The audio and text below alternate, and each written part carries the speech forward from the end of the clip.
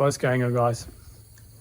Okay, I was hoping I didn't have to make this video, just because the people that fitted this rooftop tent had high hopes in them. I trusted them a lot, especially for the price that I'm paying for this setup. But anyway, I'm not going to name and shame them, but that's not what it's about. But it's more just to show you the current issue that I have here.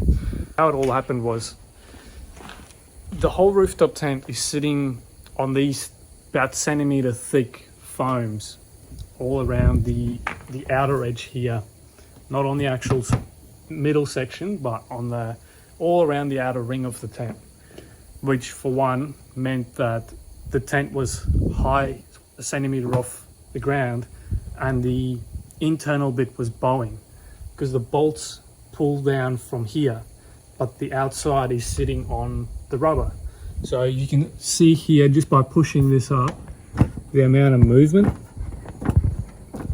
So that was sitting, the tent was sitting high, and the floor was bowing because they bolted it down through the section that didn't have foam spacing it. How I found out all about all this is, I came back from a trip and I had foam sort of flapping out the side here. Immediately I thought, okay, well, if the foam's not squashed down, then the bolts must be loose. So I had to take the mattress out and I checked the bolts, and sure enough, they were loose. I went to tighten them, but they're not tightening, they're just spinning. So pushed the tent forward just to access those bolts, and found that all they did was just secured it with riv nuts, which you can see they've just been spinning. And obviously, being a support beam going through here and the thickness of the checker plate itself, it's too thick for the riv nuts to really squeeze and clamp and cause a grip. So you can imagine they would have just tightened it, and possibly just a little bit over tightened it, and that would have just caused the riv nut to spin in the hole, and that's done. You can't loosen it or tighten it. If the riv nut's spinning, that's it. So that means the front of the tent was never clamped down properly, and obviously going down the highway at 110, bit of wind there keeping it up, and then the rubber foaming, the support foams just sort of come out. So a bit disappointing in the fitment. The fitment, so this is, the whole setup I think was about between 10 and 12 grand for everything. So including all the awnings, the tent, and the labor to fit it, and the solar panel on the roof and stuff like that. So for that kind of money, I expected a bit more with the fitment.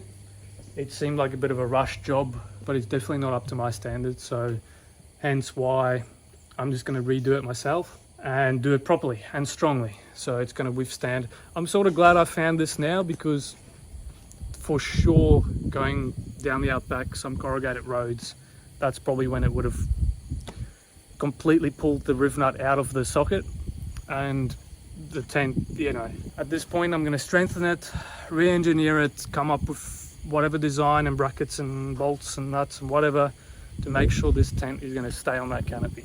Other than that, I'm going to start cleaning up their mess. Yeah, disappointing, but oh well. Oh, and the other thing I wanted to address is the main power source for the tent, solar in, power out. Where they've drilled this through the canopy, that already started to split, so I just pulled it up. But when that was still fine, that was leaking like a sieve, because it's one thing to put sealant around the outside of the wire, but what happens to the bundle of wires? It's like this, you know? Like, water's obviously going to run to the middle of them and leak. So it's dripping through there, just a little bit of rain, and it just drips constantly down into the canopy. Again, I'm going to pull it all out and redo it properly. All right, I nearly forgot to film this. So there's the rooftop tent, lifted up with the bobcat. In this video, we're adding more weight to the trike. So you can put it on something? Yeah, that looks nicer than I expected.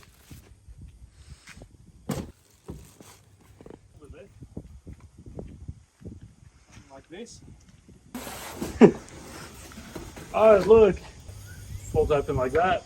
Gas strut, close it and open it.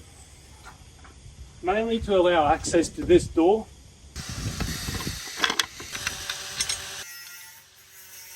I hate drilling holes through stuff like this. Oh well, it has to be done, so let's send it.